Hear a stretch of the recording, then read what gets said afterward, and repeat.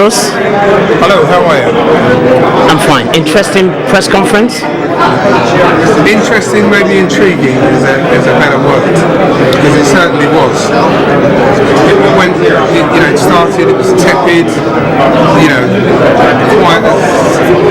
enough for a church mass to have been heard, and then suddenly he became a liar to himself. We saw perhaps what we're going to see some of on Saturday night, action, plenty to back up. Stiverne, for a former champion of the world, didn't exude any kind of threat or anything else. I think he just almost seemed as if he was going through the motions. But then when he was ignited, maybe he's given us cause to believe that there's justification for being number 2 on the bill. I guess sometimes you've just got to press the right buttons. How do you think the fight will go between Stiverne and Joe Joyce? It's Stiverne's right hand, sweeping right hand, and Joe Joyce's left hook. One of the two. I think, Joe is obviously a very gifted fighter. Probably the most sensible appraisal given just now was that it might be a tad early for Joe. Joe hasn't even had as many fights as Daniel Dubois. So he's a man in the heart. Make no mistake about that. He had the benefit, of course, of boxing in the World Series of Boxing, where he was fighting over 5 rounds. He's very resilient. A juggernaut, the name given to him. Maybe it's appropriate, because one thing's for sure, when the bell goes, he will not be trying to do any Michael Jackson moves. He's going to go forward, and you can't find a substitute for experience. There's no question that Stiverne has experience. But Don King picks him up. Don King is the greatest promoter of heavyweight boxing in the history. So he's got an eye for seeing things that are. And he picks up Stiverne. We first heard of Asian persuasion. And he won nothing in the WBC heavyweight championship. And I believe he gets his way out of the World Championship. He succumbed to some of the devices that top-line athletes don't go anywhere near. He didn't look in the greatest of shape just now, although the traction he had was unfortunate. It didn't lend itself to showing him swells or anything like that. So when they strip off of the weight tomorrow, we'll see. If we see a roly-poly fat guy, this fight won't last long. And it will go definitely into Jackson's favour. On the other hand, if he's come to fight, Joe Joyce doesn't know much about the fight. You never know, but listen, I'm fighting for this fight, so I want to go to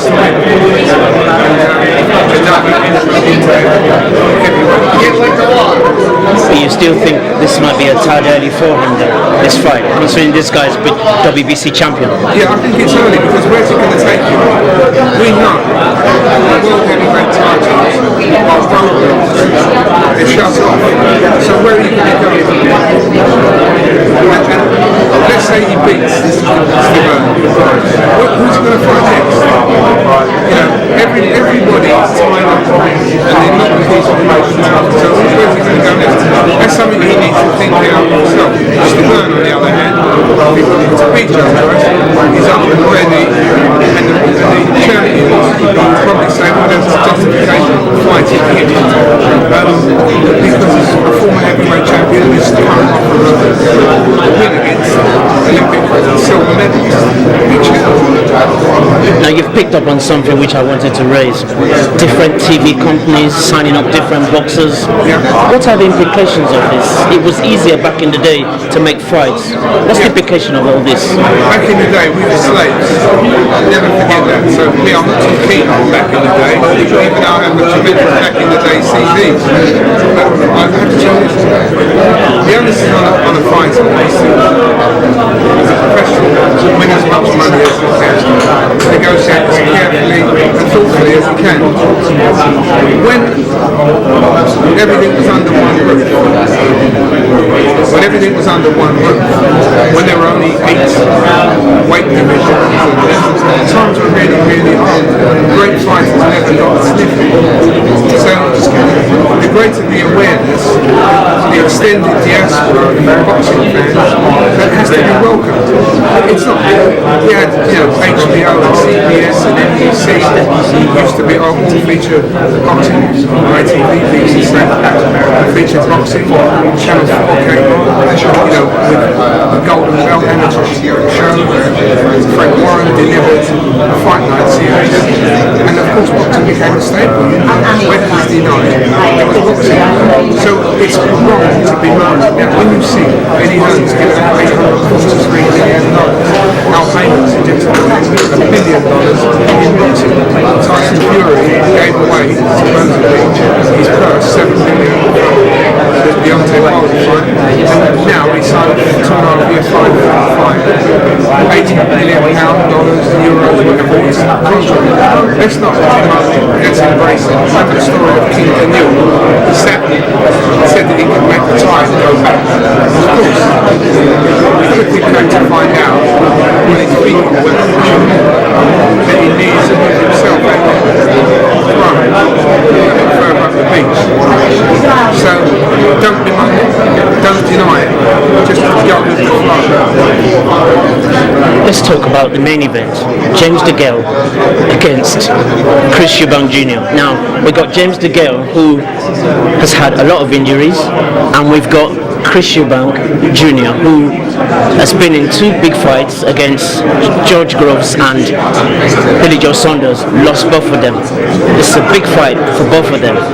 How do you see it going? Well, I suppose I'm in a unique position because I spent 2 years in the formative years working with Chris Eubank Senior in Hennessy, nurturing the growth and development of Junior's career. And then of course I spent nearly 3.5 years with James Degale, taking him from boxing in shopper and malls to supreme weight champion of the world, and successfully defending that time. So, I say this at the outset, James Degale, and if you check my CV, I've presented a lot of things. James Degale. You don't need to tell me, I do know. I know you very well, sir. Thank you. James Degale is the most gifted athlete I've ever had any input into. No shadow of a doubt.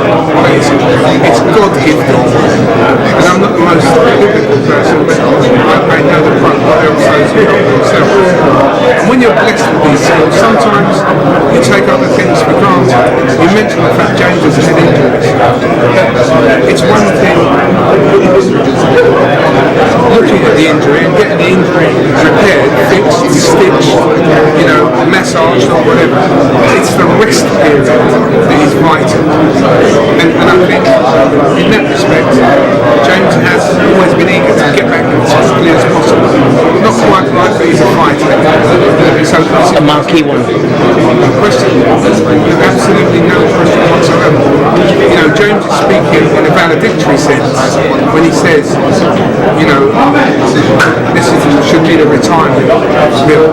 Maybe that's the way he sees it. Eubank doesn't see it that way. Eubank is tenacious, ferocious. He has his natural effervescence about him. Built ebullience. And like a dog, when a dog sees a bigger bone than the bone that he's chewing at the time. And he will go for James. James has to hold the centre of the ring and keep the range on the end of the jab. He's got one of the best jabs in boxing appeal. Whereas Junior needs to get 2 or 3 minutes to get impetus. And if he can't get that battle, who knows what's going to happen? I know James has got 5 years. 5 years. I don't know. I've never seen Junior's 3rd year. I haven't seen it. The question is, does he have? My shout to Junior is, he should go and counsel the best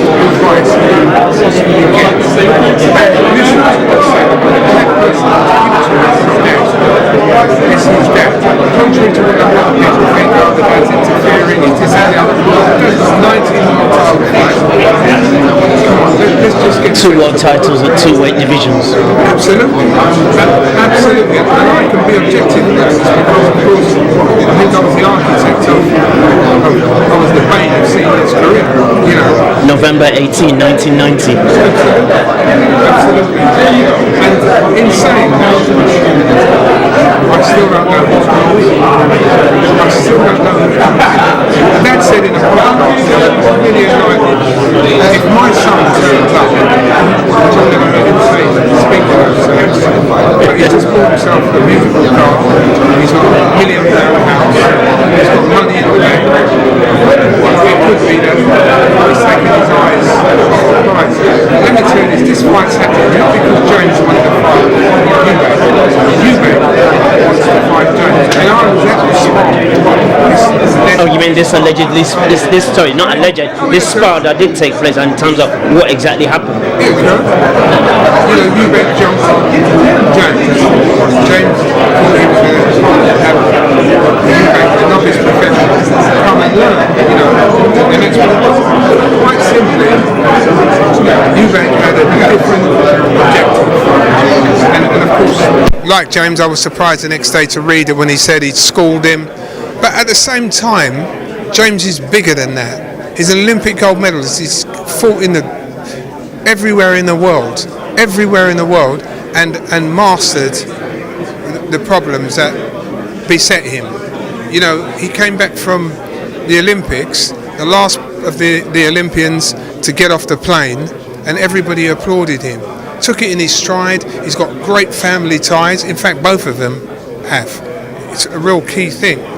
But these two are not fighting each other because you're going to get a few quid. That's important. They're going to get well paid, silly well paid, and they're going to fight. They are going to fight. How are they going to fight? What is the fight going to be like? Maybe Hagler and Leonard. So you think it's going to be a war? It's going to be a war. It's going to be a war. No question whatsoever. And if they sparred 5 rounds before, this will be round 6 with proper gloves on. The antipathy between them is unbelievable. But you know the crazy thing? They come from such similar backgrounds. If they never fought, these two would be mates. They would be mates. About that, I've got no doubt. You know, the same generation, families steeped in boxing. You know, because let's be honest, James's parents have followed him and to allow his career to succeed all around the world. They've, from a very early age, only known about boxing. And maybe it's the way things are going to go. We've seen what's happening with the Dubois now, you know, and what they're creating. So these are dynasties, you know, they're legacies. So the winner on Saturday night is going to be us, the fans, because we're going to see what we love to see, domestic dust-ups. Have we had a fight in Britain, you know, in middleweight or super middleweight, that's been as good as Chris Eubank and Nigel Benn? Could this be it? We haven't had one. This could be it. No question, this could be it. If the dad, watch what happens. If the dad gets in the ring on Saturday night and everybody does the traditional booing and everything else, we may see the performance of Eubank's life. But by the same token, if James Degale comes in with the right frame of mind, if he's not injured, he could make a difficult fight comparatively easier. However, if he's carrying one injury, Junior is an athlete. You think he'll leap on him? And leap on him. He'll jump on him? Jump on him. About that, I've got no. You know, when the bell goes, what you're gonna? The ring is a square. Nowhere to run, nowhere to hide. Well, what do? Do you go left? Do you go to the rope on your left? Do you go to the rope on your right, or do you go straight? And let me use the vernacular: straight the fuck down the middle. That's what it is. What are you gonna do? You know, the first 15, 20 seconds. There's no room for spark. There's no room for playing about and arseholing around. This is for real. For the winner, the rewards are humongous, immense, because both of them have their now established pedigree. But I have a sneak feeling, and the odds are 16-1, this fight could be a draw. I've never met so many people sitting on the fence. You know, I can't quite make my mind up. And I'm talking about people in the game. People in the game. Even normally the fans distort predictions because they go and put silly bets on and everything else. Tomorrow I'm hoping a representative of Red Cube or whatever, I'm not sure what the company's called, a gambling company, a betting. I'm hoping they're going to come and establish what the betting is, because there's going to be a flurry of betting like you can't believe, and then people are going to, a bit like watching young friends clamour, ski, you know, side to side, can't really make my mind up. It's going to be really interesting, really. What are you up to these days? As ever, in the same situation, I work as a consultant to boxing, and that in essence is it. Obviously I'm an agent, and that crosses itself over from football, morphs into boxing. That's my easy way of life. So I know a little bit about boxing. Of course you do. Just a little bit about football. Of course you do. So yeah, that's where we're at. That's where we're at. Thank you very much for your time. It's always a pleasure.